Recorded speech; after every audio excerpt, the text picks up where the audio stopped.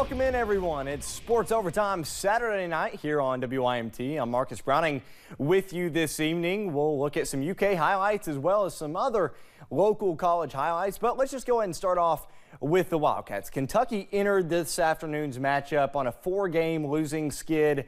And if the Wildcats want to make it to the big dance, then they'll need a win instead of a 5th straight loss. Okay, here we go. Must-win situation for the Cats as they welcome a 17-9 Alabama team tied on the board first. Dazen Ingram hesitates, then pulls the 3. Cats answer right back. Shea to Nick Richards, slams it home for the early Kentucky points. Very back and forth first half. Daneta Hall in underneath for the reverse. Wenyen Gabriel trying to stop it, couldn't get it. Then it's Gabriel on the other end, drives inside, gets the bucket in the lane to go. Quade now, same thing. Floater outside the block, and Bama stays really close. Braxton Key drives baseline, gets the left side lay-in. No question about that one. Right before halftime, Daniel Giddens goes into the lane, gets the backdoor pass to Alex Reese, who puts Sasha on a poster. Shea Hami driving, gets the fading layup. Cats up 39-34 at the break. We go second half off the block. Knox gets a hold of it. Bounce pass to Hami. Lays it in, smooth. P.J. Washington to Jared. He goes into the lane, the little floater, a little bunny shot. But watch this. John Petty takes it inside, lobs it up to Hall, tomahawks it down. Unreal play by the Crimson Tide. It's still close. Knox misses the floater, gets his own rebound for the second chance points in the sequence. And then Shea's pass, tip to Quade. 3-ball. Cats now ahead by 4 with 3 minutes to go. They're showing some fight late, folks. Tide make it a 2-point ball game. Colin Sexton, the fader off the left block. But here come the Wildcats, specifically Jared Vanderbilt. He dunks it here. And after multiple big plays at the end of this ball game, Shea inside misses the layup. But guess what? Jared Vanderbilt there for the tip in.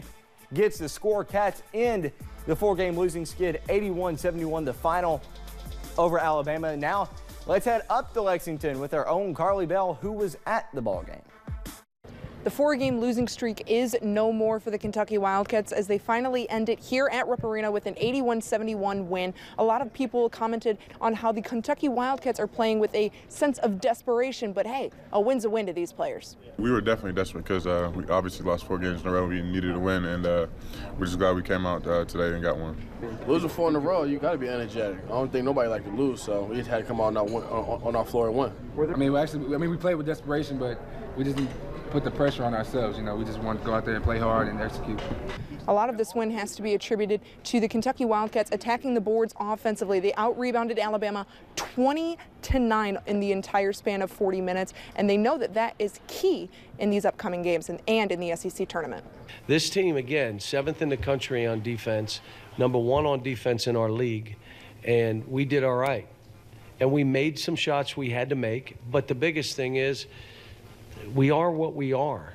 Like, let's go get rebounds. Forget about missing shots. Go rebound. We got 20 offensive rebounds. That was like the difference in the game. The main factor in this win for the Kentucky Wildcats is Jared Vanderbilt. Yes, he may have only put up 11 points, but his team-high 9 rebounds was the key for this one, most of them also being offensive, and he knows that he needs to carry that throughout the rest of the season if they want to make an appearance in the NCAA tournament.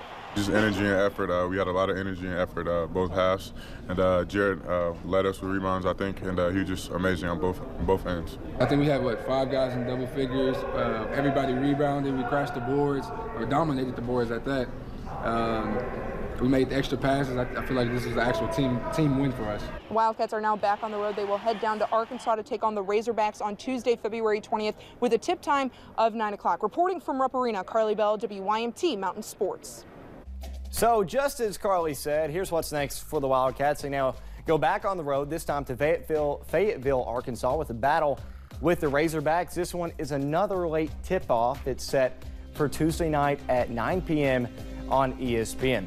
So let's watch Arkansas. They take on number 21, Texas A&M. This one, of course, Saturday afternoon. Arkansas leading early. Jalen Barford, the three-pointer, 11-4. Razorbacks early in this one. Texas A&M catches up a bit.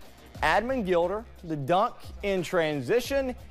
And that one, it was good, but we're going to see a better one here in just a little bit. Game is close now. Savion Flagg misses the three, but Tyler Davis tips it. 2-point ball game at this point. Later, Anton Beard, three-pointer off the wing. And Texas A&M with another highlight. I teased it to you. Here it comes. Robert Williams with a fast break dunk.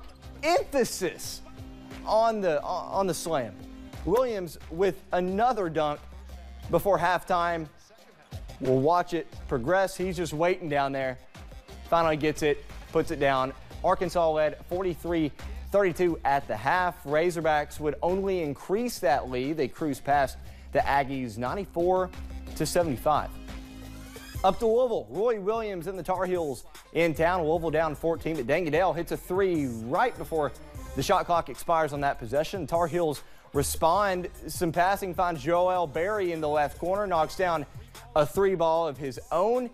Then UNC on a 7-0 run when Ryan McMahon fakes out the defender, steps to the left square as that knocks down the three. Joel Berry takes it straight to the rack in the final seconds of the first half. UNC up 49-40 at the end of the first half, and the Tar Heels rout Louisville 93-76. Joel Berry with 23 points in the ballgame. So there is our national basketball highlights. We're not done with highlights just yet, though. We've got some local college action on the way. It's coming up after the break. Welcome back, everyone. We now get to those local highlights. We head over to Pippa Pass's first, the final home games at the Grady Nutt Athletic Center. I'll get to more of that in just a second. IU Kokomo in town. Deja Felder trying to throw a pass, blocked back to her, throws up a three to avoid the shot clock violation and gets it to fall for the first points of the game. Emily Harrell gets Alice Lloyd on the board with a free throw line jumper. And then, to say the least, the Eagles got hot. Kayla Wilson spots up the three. The bounce drops. And then Wilson out to Haley Hall on this next play. She's got another three ball for the Eagles. Kayla Wilson this time in transition. The feed to Hall. 2 easy points for the transition score. Doesn't come easier than that. Back in transition, another three. This one from Jayla Spurlock. And they could practically score from anywhere on the court. They go down to the post. Alex Clifton goes up, misses initially, gets the rebound and the putback score. Alice Lloyd comes away with the win over IU Kokomo, 101-71. The Eagles were 18 of 32 from behind the three-point arch. As for the men's turn, their final time taking the court inside the athletic complex as well. Game 2 of the doubleheader against IU Kokomo. Cougars, Trent Elliott with the three ball to get this game started. We'll try and get those highlights moved to you here in just a little bit. Got a different story that's going to come up with that one. And the video that matches this story is because it is the Grady Nutt Athletic Center. And it's the final time that the teams are able to play in it because they're getting a new ALC campus center that will be built in a few weeks. A building that is expected to be fully complete in December of 2019. The Grady Nutt Athletic Center has housed a lot of great memories for the Alice Lloyd College students and community over the years. And while it's sad to see it go, they know that the future is exciting. It's, for me to be able to play here and then come back and coach, and for the Grady Nutt Athletic Center, it's got a lot of memories. A lot of good things have happened here. Been a lot of great victories, a lot of tough losses, and it's always been an exciting, great basketball atmosphere. The fans have always made that happen. It's been an honor. We just love playing in this gym. We hate to see it go, but we also look forward to the future. Down to Williamsburg. University of the Cumberland's hosting Cumberland University. We start in the second half. Malik Colvin Selden with the take to the lane gets it to go for the first points of the half. Patriots up 1. On the other end, the feed down to the post to Tyshawn Powell. He answers right back, but Colvin Selden isn't done either. Working the post 2, left hand off the glass. Patriots retake the lead. This one would go down to the end. A pair of free throws by Chance Morton makes things a 3-point game with 17 seconds to go. Let's stay with it. Cumberland bringing it up the court. DeAndre Holt on the drive, kick out to Ryan Towns. The 3-ball tie ball game. This one would need overtime in order to decide the winner. In OT, under 2 to play. Chance Morton to the lane, turn and shoot. It drops. The Patriots pull this one out in OT. Patriots improve to 20-7 on the season with a 78-73 win. Cumberland's has 2 games left in the regular season. So there you have it. That's as far as their college action. Try to get you those Alice Lloyd men's highlights in just a few minutes. But it's now time to give you the scoop on what went down on the high school basketball slate last night. I've got this recap in this week's edition of Lee's Famous Recipe, Hazard and Whitesburg Full Court Press. It was the final Friday night of the high school basketball regular season. The season has flown by, but talk about some good matchups from Friday night. We start the night over in Leslie County. The Jackson County Lady Generals made their way over to Hayden for Game 1 of a Leslie County doubleheader, and the Lady Eagles showed why they have continued to stay in the Mountain Top 10 this season with the 79-31 win.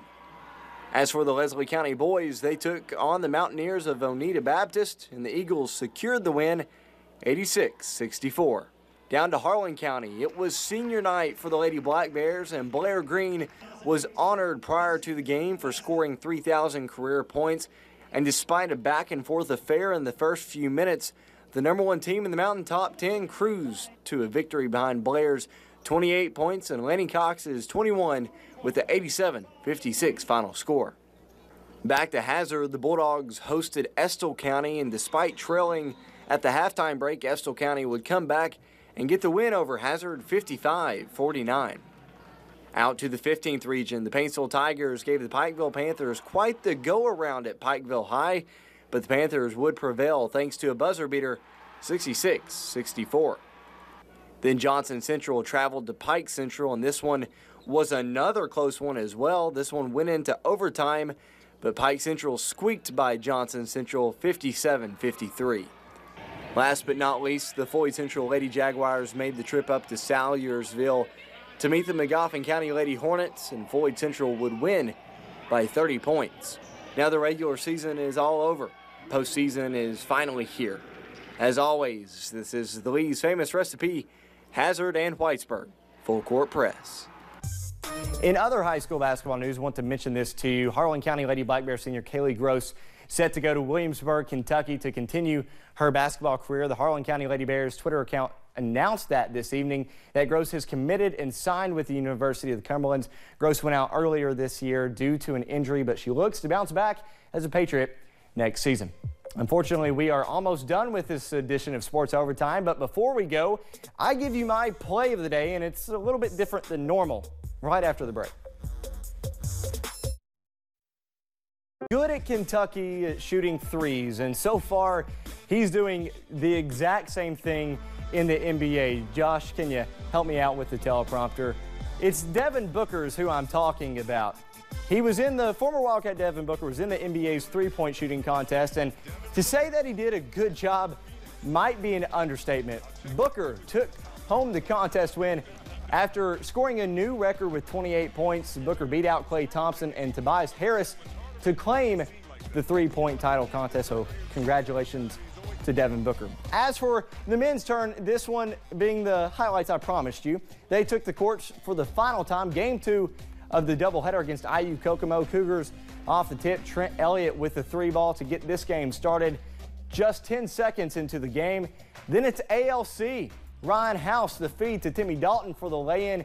Eagles on the board, and then Dalton passing this time to Jake Allen pulls the long two from the left side. IU then with the turnover. Blake Smith collects, takes it, he'll keep it, takes it all the way to the rack, gets it to go. Timmy Dalton this time behind the back says he'll take it to the rack plus a little contact. On the final of this one, it was 120 to 110. It needed OT, and what a way for the final game to be played there. Eagles pulled away to complete the sweep in the doubleheader, 120 to 110, the final score. Time now for my play of the day, and it comes from Daytona. Not a normal play, but this finish is great. Tyler Reddick on the outside, Elliott Sadler on the inside as they come to the line. Reddick takes the win, but you have to see it to believe it. Look how close this was as Reddick, according to NASCAR scoring, won by less than 1/1000th